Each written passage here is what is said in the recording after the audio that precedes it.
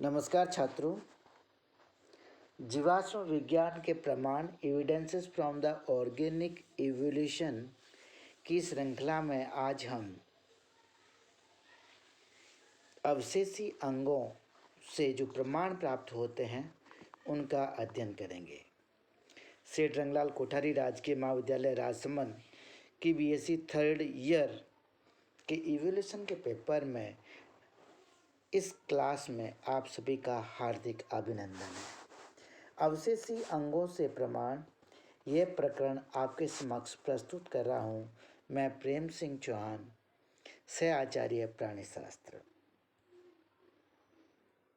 जीवों में ऐसी अनेक रचनाएं पाई जाती है जो शरीर के लिए अनावश्यक होती है। ये अंग जो हैं वो अवशेषी अंग कहलाते हैं।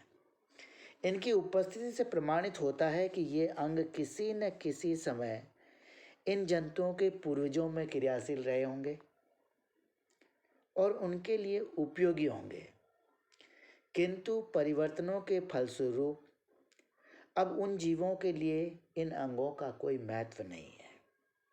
अकेले मनुष्य की बात करें तो 100 से अधिक ऐसे अवशेषी अंग पाए जाते हैं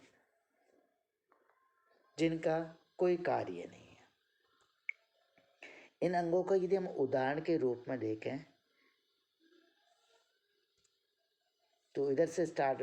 पहला कहता है Darwin's point on the ear. दूसरा है पेलिका सेम्युलुलेरिस। तीसरा पीनियल ग्लैंड। चौथा विजडम टीथ। पांचवा अपेंडिक्स। छठा बॉडी हेयर।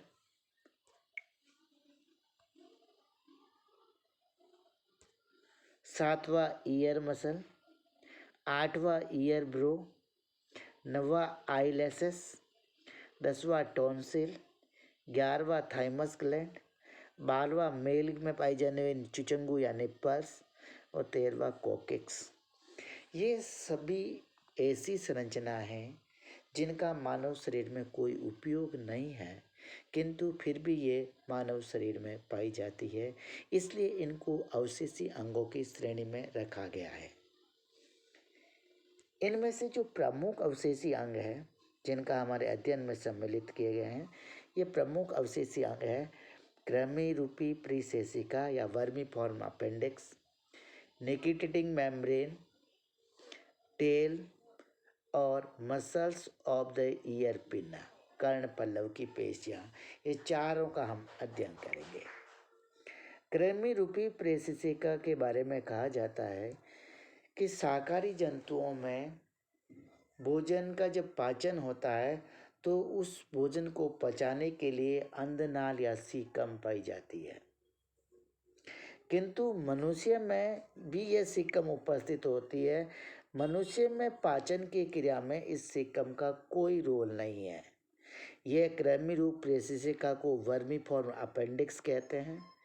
इससे ये निष्कर्ष निकाला जा सकता है कि मनुष्य के जो पूर्वज हैं वो शाकाहारी रहे होंगे, इसलिए उन शाकाहारियों से जो वर्मीफॉर्म अपेंडिक्स है अब तक के जीवों में उपस्थित है। तब शाकाहारी थे तब इसका क्रियाशील थी, भोजन के पाचन में इसका उपयोग था, किंतु मानव की जो खाने की प्रकृति चेंज हो गई है, शाकाहारी से ये सर्वभक्षी हो गया है। क्या हो गया भाई?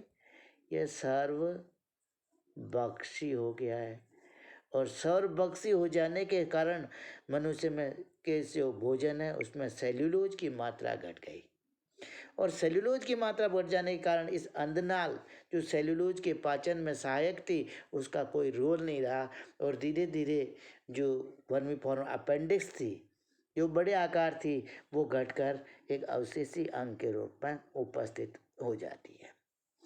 ये देखिए यहाँ पर दिखा रखा है, ये स्मॉल इंटेस्टाइन है, इधर से ये लार्ज इंटेस्टाइन का अंतिम पोर्शन है और इनके पोर्शन के पीछे ये वाली जो संरचना है इसको सिक्कम या वर्मीफॉर्म अपेंडिक्स कहा जाता है।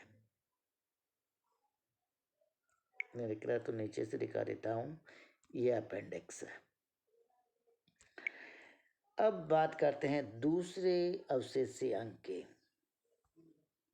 हम कुछ जंतुओं का नाम लेंगे, जैसे है मेढक है, खरगोश है, कुत्ता है, पक्षी है। इन सभी जंतुओं में आँख के सेंटर में एक निक्टिटिटिंग मेम्ब्रेन पाई जाती है, जिसको हिंदी में निमेषक पटल कहा जाता है। जब कभी आवश्यकता होती है तो ये निक्टिटिटिंग मेम्ब्रेन पूरे के पूरे आँख पर फैल जाती है, पूरे नेत्र पर फैल जाती है और उसको सुरक्षा प्रदान करने का कार्य करती है। लेकिन मनुष्य की आँख में क्या पलकों का पूर्ण विकास हो गया, इसलिए इस निक्टिटिटिंग मेम्ब्रेन का कोई महत्व नहीं रहा। नेत्र के किनारा जो होता है, अब इसकी लोकेशन देख लीजिए इस डायग्राम में। नेत्र का जो किनारा होता है, उस किनारे पर, ये नेत्र के किनारे किनारे पर पाई जाने वाली संरचना, इसको थर्ड आईलिड कहते हैं या निक्टिटिटिंग मेम्ब्रेन कहते हैं। ठीक है भाई। बाकी तो ये अपर आईलिड है, लोअर आईलिड है। अपर फर्स्ट सेकंड हो गई तो ये थर्ड आईलिड हो गई। इसके अलावा इसकी आइरिस दिख रही है, प्यूपिल दिख रही है और स्क्लेरा दिख रहा है। ठीक है। तो ये वाली जो संरचना है जो रेड कलर की, इसको कहते हैं थर्ड आईलिड या निक्टिटिटिंग मेम्ब्रेन। इसको पल्लिका सेमील्यूनेरिस भी कहा जाता है। इसका कोई रोल नहीं है, लाल रंग की है और अर्धचंद्राकार झिल्ली के रूप में उपस्थित है और अवशेषीय अंग के रूप में इसे गिनी जाती है। तीसरी जो बात आती है अवशेषीय अंग के रूप में, मनुष्य में पूंछ अनुपस्थित होती है। फिर भी कुछ मनुष्यों की पूंछ कशेरुका टेल वर्टिब्रा त्वचा के पीछे अत्यधिक हर्षित दूब सदस्य रचना का प्रमाण देती है। वास्तव में हम सभी की भ्रूण अवस्था में एक छोटी सी पूंछ होती है, जो कभी कभी नवजात शिशु में छोटी सी पूंछ के रूप में दिखाई देती है। यह डायग्राम मैंने due to the courtesy of internet से लिया है, जिसमें पोस्ट एनल टेल को दिखाया गया है। ये ह्यूमन टेल दिखाई गई है। Human tail half a feet long, removed from a boy back in India. This is uploaded on 6th September 2016. Again, it says a team of neurosurgeons in the Nagpur, Maharashtra successfully removed an 18 cm long human tail from the back of an 18-year-old boy after its abnormal growth. तो ये जो tell है, ये post anal tail या अवशेषीय अंग के रूप में उपस्थित होती है कभी कभी।